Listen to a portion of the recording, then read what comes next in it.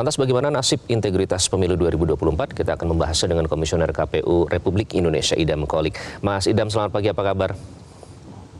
Selamat pagi Mas, Alhamdulillah. Selamat pagi Mas Effendi Ghazali, Mas Yus Kenawas. Ya, sudah diperkenalkan sedikit, ada peneliti tamu LSI Yus Kenawas. Mas Yus, selamat pagi. Selamat pagi Mas Iqbal. Kemudian pakar komunikasi politik Effendi Ghazali. Bang Pendi, selamat pagi Bang Pendi. Selamat pagi Bang Iqbal, Bang Idam dan Bang Yus serta seluruh pemirsa. Assalamualaikum warahmatullahi wabarakatuh. Waalaikumsalam warahmatullahi wabarakatuh. Saya ingin ke Mas Yus terlebih dahulu. Mas Yus, baru saja dirilis hasil survei dari LSI. Disebut ada terjadi penurunan tingkat kepuasan publik terhadap pelaksanaan pemilu 2024 kali ini. Apa penyebabnya? Apakah terkait dengan penyelenggara pemilu juga? Ada beberapa penyebab mengenai mengapa tingkat kepuasan terhadap penyelenggaraan pemilu dan tingkat penilaian masyarakat terhadap proses jurdil itu menurun cukup signifikan, khususnya untuk penilaian masyarakat terhadap apakah pemilu sudah dilaksanakan secara jurdil. Ada penurunan sekitar 16,9%, dan penyebabnya antara lain ya karena mulai munculnya protes-protes mengenai atau berbagai dugaan kecurangan, liput baik melalui media sosial, liputan pemberitaan, kemudian juga mulai ada muncul isu mengenai hak angket, dan ada euforia juga yang mungkin sudah turun gitu sejak dilaksanakannya pemilu. Jadi berbagai pemberitaan tersebut, berbagai ketidakpuasan atas hasil itu mulai mengemuka, dan ini berkontribusi terhadap penurunan penilaian masyarakat terhadap penyelenggaraan pemilu, dan apakah pemilu itu dianggap jurdil melalui persepsi masyarakat.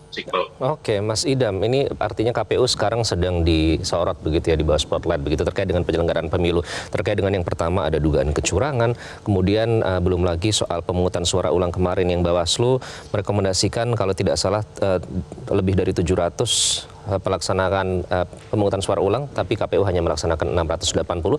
Dan juga soal Sirekap, Mas Idam, bagaimana Anda menjawab keraguan publik terkait hal ini, terhadap kepercayaan mereka terhadap pemilu kali ini? Ya, yang jelas ini adalah tantangan bagi kami dalam berkomunikasi secara strategis kepada publik, karena setelah kami melakukan analisa ternyata masih banyak sekali informasi yang harus kami luruskan.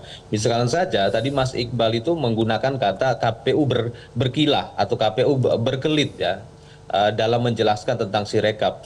Kami pikir bukan persoalan berkelit, ini contoh kasus saja bagaimana diksi-diksi di ruang publik itu sudah mengarah pada disinformasi. Itu analisa kami, sehingga kami harus luruskan ini semua.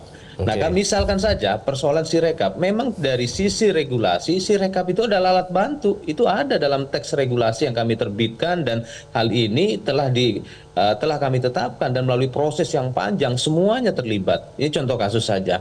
Terus lagi persoalan misalnya Sirekap sebagai penentu, itu salah besar. Yang namanya penentu itu adalah pada saat rekapitulasi secara manual, secara berjenjang yang dilakukan mulai dari PPK sampai dengan KPU Indonesia. Nah, yang jelas ini adalah tantangan bagi kami dalam berkomunikasi secara strategis dengan publik, karena memang kami sadar di era media sosial ini memang luar biasa ya, siapapun yang bisa menguasai ruang-ruang media sosial, maka merekalah yang bisa mengkonstruksikan opini publik, dan kami melihat sudah mengarah pada praktek-praktek spin doctoring. Oke, baik. Jadi sudah dijawab tadi terkait dengan dugaan atau kecurangan, ini dijawab oleh KPU bahwa semuanya sudah dikomunikasikan kepada publik, dan itu menjadi PR selanjutnya ya.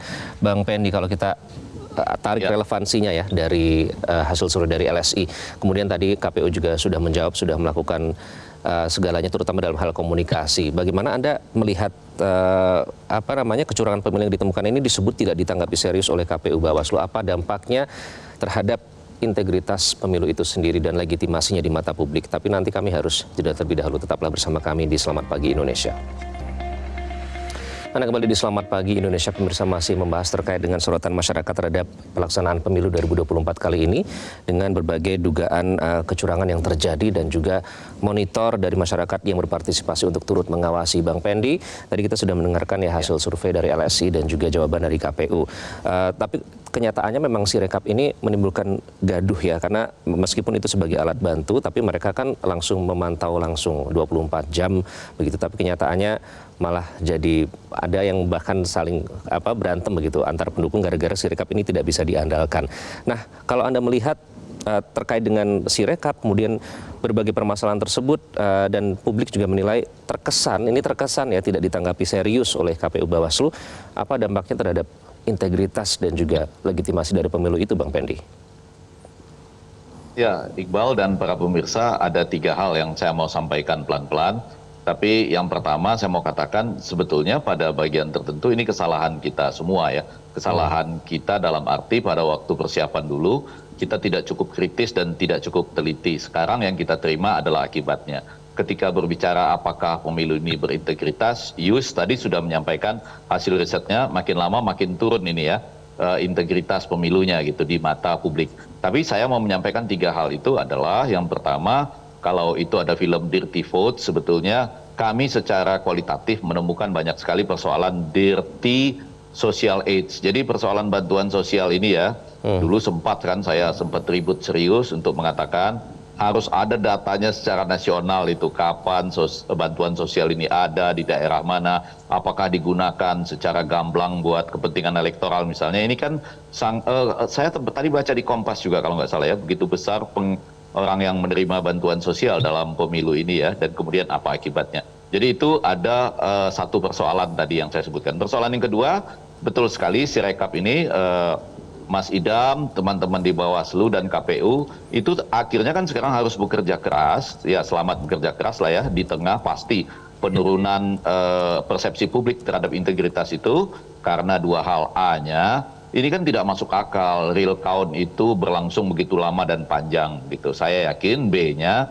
kalau kita mengadakan lelang secara terbuka di antara anak-anak bangsa ya yang punya kemampuan IT yang saya yakin sangat luar biasa, ditambah juga misalnya kapan perlu memang harus ada support internasional, kalau memang mau dibuka lelang secara internasional, terutama saya mau mengatakan itu tidak ada masalah tempatnya ada di negara mana dalam konteks tertentu sejauh 4 algoritma dari IT KPU di seluruh dunia ya election itu. Satu, bahwa seluruh orang tahu persis sistemnya dipakai apa, dibuat oleh siapa, tempatnya di mana, biayanya berapa, atau pakai APBN.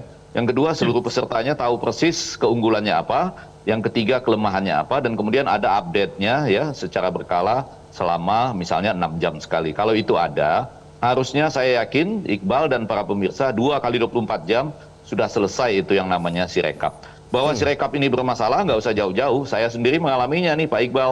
Di TPS saya, nanti tolong dicatat, TPS 23, Kelurahan Pinang Ranti, Kecamatan Makassar, Jakarta Timur, itu beda antara hasil yang saya foto di TPS dengan yang ada di Sirekapnya KPU itu. Nggak jauh-jauh loh saya, di Jakarta Timur. Saya bagaimana bisa percaya hasilnya? Nanti cobalah dilihat bersama-sama.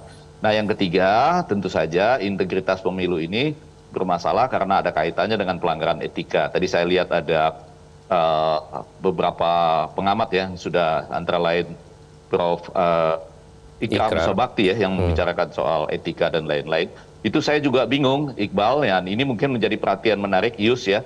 Nanti terutama dalam konteks bagaimana semua orang yang menyuarakan tentang pelanggaran etika itu, tiba-tiba sekarang berhenti setelah melihat hasil quick count.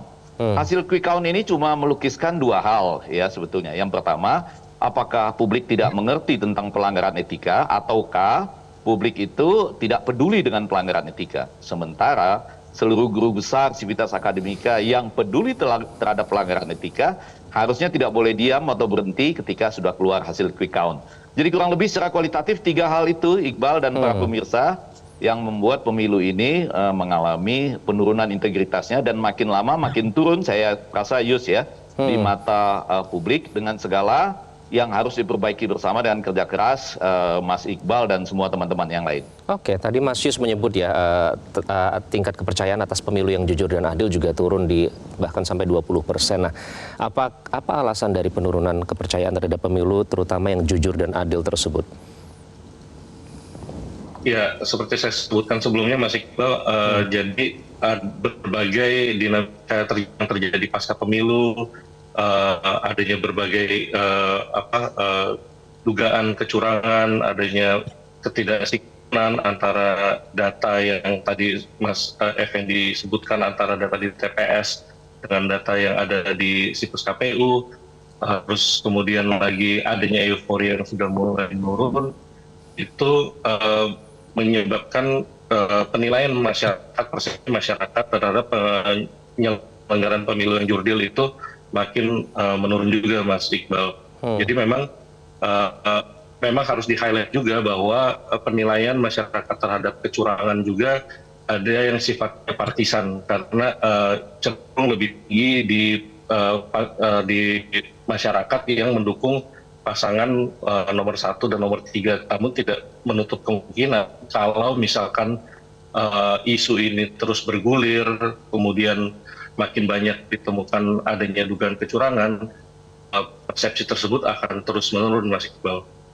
Oke, Mas Yus, dugaan yang muncul dari data yang Anda miliki apakah juga melibatkan penyelenggara pemilu atau pihak kekuasaan di situ?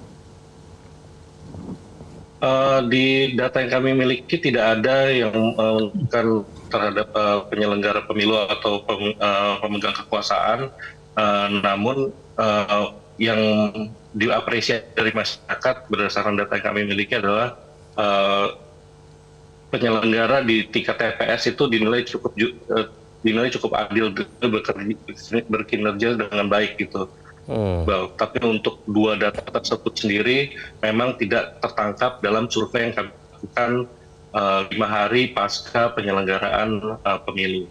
Oke, baik Mas Idam, kita tentu bersama-sama ya, bersama masyarakat, turut juga mengawal KPU ingin pemilu ini berjalan sesuai dengan koridor demokrasi begitu. Oleh karena itu kritik dari masyarakat ini sangat kuat begitu terhadap penyelenggaraan pemilu kali ini. Nah, evaluasi yang sudah dilakukan oleh KPU sendiri sejauh ini seperti apa? Seperti Sirekap kemarin sempat dihentikan, kemudian juga menimbulkan kritik tersendiri karena masyarakat tidak bisa memonitor hasil penghitungan suara untuk sementara. Evaluasi yang dilakukan oleh teman-teman KPU seperti apa, Mas Idam?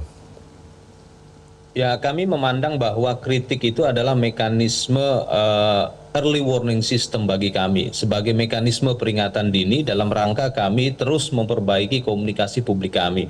Kami sadar bahwa hari ini penyelenggaraan pemilu di Indonesia ini berada dalam lanskap komunikasi politik post-truth, ya, post-truth. Itu yang perlu kita ingat kembali. Dan alhamdulillah penyelenggaraan pemilu di Indonesia tidak terkategori oleh dunia internasional sebagai defect election. Ya, penyelenggaraan pemilu Indonesia berjalan dengan normal. Pada kesempatan ini juga kami ingin menyampaikan kepada publik, ya, kami tidak anti kritik. Apapun kritik yang disampaikan oleh publik kami hormati sebagai mekanisme dari kebebasan berekspresi, berbicara, dan itulah demokrasi hidup. Tapi menjadi penting bagi kita untuk membangun rasionalitas di ruang-ruang publik. Karena kalau sekiranya integritas elektoral itu diukur berdasarkan pada perseptual measurement, pengukuran-pengukuran yang bersifat persepsi, menurut saya nggak tepat. Pengukuran integritas elektoral itu harus objektif. Ya, indikatornya apa? Oleh karena itu di sini menjadi penting bagi kita semua untuk memahami pemilu tidak sekedar dalam perspektif diskursus publik, tapi dalam perspektif hukum pemilu, election law. Nah, ini yang menjadi tantangan bagi kami. Misalnya tadi ketika ada NGO yang mengatakan selalu ditolak, itu harus objektif. Ya, harus objektif melihat realitas seperti apa. Kalau saya dalam mekanisme pelaporan penyelenggaraan, kami tidak bermaksud menyerang, tidak. Tapi bagi kami penting bagi kita semua untuk bicara dalam tataran rasional karena kita sedang berada dalam post-truth world. Itu kata Francis Fukuyama. Nah, pada kesempatan ini ya kami ingin mengajak kepada masyarakat ya bahwa hasil pemilu yang resmi itu berdasarkan pada hasil rekapitulasi secara berjenjang dan kami perintahkan kepada PPK, KPU Kabupaten Kota, KPU Provinsi agar melive streamingkan, agar menyiarkan secara langsung proses rekapitulasi. Ya, kenapa? Karena hari ini luar biasa persepsi publik terhadap kami itu, khususnya mereka sebagai pengguna media sosial yang aktif, itu persepsinya harus diluruskan menurut saya. Ya, kalau tadi misalkan Mas Effendi menceritakan ada ketidaktepatan dalam report di Sirekap, dalam artian data publik atau data numerik publik Sirekap ini nggak tepat. Nah, pada kesempatan ini saya ingin menanyakan, apakah yang tidak tepat itu adalah foto formulir model C hasil Sirekap atau hasil pembacaan? Sampai saat ini tidak ditemukan satupun manipulasi terhadap foto formulir model C hasil Sirekap. Foto formulir model C hasil Sirekap itu adalah dokumen paling otentik yang diambil atau di-capture setelah penulisan penghitungan suara selesai yang dilakukan oleh KPPS. Nah, saya yakin Mas Effendi juga nanti bisa membenarkan perkataan saya. Nah, kalau sekiranya hasil pembacaan terhadap foto formulir tersebut tidak tepat, itu memang idealnya langsung diakurasi. Tidak dikirim, tapi diakurasi terlebih dahulu. Kebetulan teknologi Sirekap untuk pemilu legislatif itu menggunakan OCR, Optical Character Recognition. Tetapi terkadang mungkin karena faktor waktu, udah lelah dan sebagainya, langsung dikirim. Nah, inilah tugas kami untuk mengakurasi, mensinkronisasi data. Oke, karena yang dikhawatirkan karena ketidaksinkronan Sirekap itu justru akan mengganggu rasionalitas dari election atau election rationality itu sendiri tadi yang Mas Idam sebutkan. Dan kita harus melihat ini secara objektif, Mas. Iya. Setuju. Oke, baik. Bang Pendi, silakan kalau perbincangan ini terjadi di masyarakat, apakah ini bisa menyandera pemerintahan selanjutnya? Mas Iqbal, Pak Idam, Yus, dan para pemirsa, saya setuju banyak hal pada saat ini, Mas Idam, yang merupakan produk-produk dari hukum pemilu ya, yang mau tidak mau, kemudian ketika dilaksanakan di lapangan, ada keterbatasannya. Misalnya saya mau mengatakan, kan sebetulnya Mahkamah Konstitusi mengatakan 3 kotak saja cukup kalau mau dilaksanakan, yang tidak bisa terpisahkan itu adalah pemilu presiden, DPR, dan DPD sebetulnya. Jadi ketika kita melaksanakan 5, tentu saja akibatnya jauh lebih besar seperti yang kita hadapi pada saat ini. Dan balik lagi, tadi kalau saya mengambil contoh di TPS saya, karena kebetulan tentu terkait dengan saya ya, dan saya sama sekali tidak bermaksud menjelaskan bahwa wah ini ada kecurangan dari pihak tertentu, tapi maksud saya aneh ketika yang saya foto itu adalah hasil tally dan disaksikan oleh banyak orang di situ. Sampai saya kemudian melihat di Sirekap pada pagi ini hasilnya berbeda, C1 ini maksud saya, dan saya sudah menanyakan juga pada Pak RT saya. Tapi yang lebih penting daripada itu, saya tidak ingin berperang dalam konteks persepsi, tetapi yang mau saya lakukan adalah tadi koreksi-koreksi sesuai dengan apa yang bisa dilakukan oleh warga negara, dan harusnya pada saat ini dipegang oleh banyak warga negara dan dilakukan terus-menerus ya, sampai nanti. Tentu agak susah kalau kita bicara post-truth ya, ada juga Westbird yang mengatakan bahwa bagaimana mungkin rakyat itu bisa terlibat sepenuhnya ya dalam mencoba menjawab post-truth itu. Apakah kita membayangkan ada 820.000 lebih C1 yang nanti akan muncul pada tahap Sirekap terakhir misalnya. Tidak demikian kan? Live streamingnya yang harus diikuti tergantung juga pada internet habits tadi ya, yang disampaikan oleh Idam ketika berdiskusi bersama kita mungkin sebelum kamera on atau kamera hidup. Tapi menjawab Iqbal tadi, ya betul, ini akan menjadi beban bagi pemerintahan selanjutnya kalau saja ini tidak segera kita selesaikan atau kita buat menjadi lebih ringan.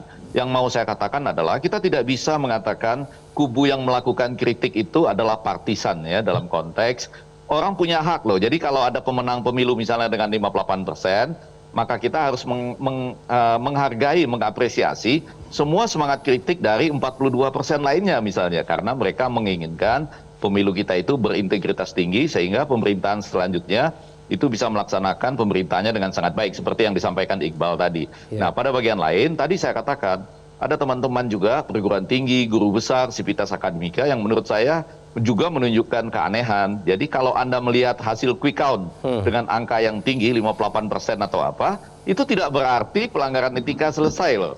Itu barangkali berarti ada yang tidak mengerti tentang pelanggaran etika, Yus ya, atau ada yang tidak peduli tentang pelanggaran etika, dan itulah hasil pemilu. Tapi Anda para guru besar sivitas akademika, kalau Anda berhenti, berarti aneh. Ada gangguan masalah kejiwaan mungkin ya. Anda semua. Itu juga menjadi pertanyaan tersendiri. Anda pada saat itu sangat kompak begitu. Oke. Anda harus terus menyuarakan untuk menjaga demi kepentingan bangsa, integritas dari pemilu kita bersama. Oke. Sampai nanti 20 Oktober kita akan menyambut pemerintahan baru yang berhasil dari pemilu yang makin lama makin kita perbaiki. Oke, Begitu ya, Bang Mas Pendi. Idam ya. Nanti kita lanjut ya. Kita jeda terlebih dahulu, nanti kita lanjut ngobrolnya usai jeda. Pemirsa, tetaplah bersama kami di Selamat Pagi Indonesia.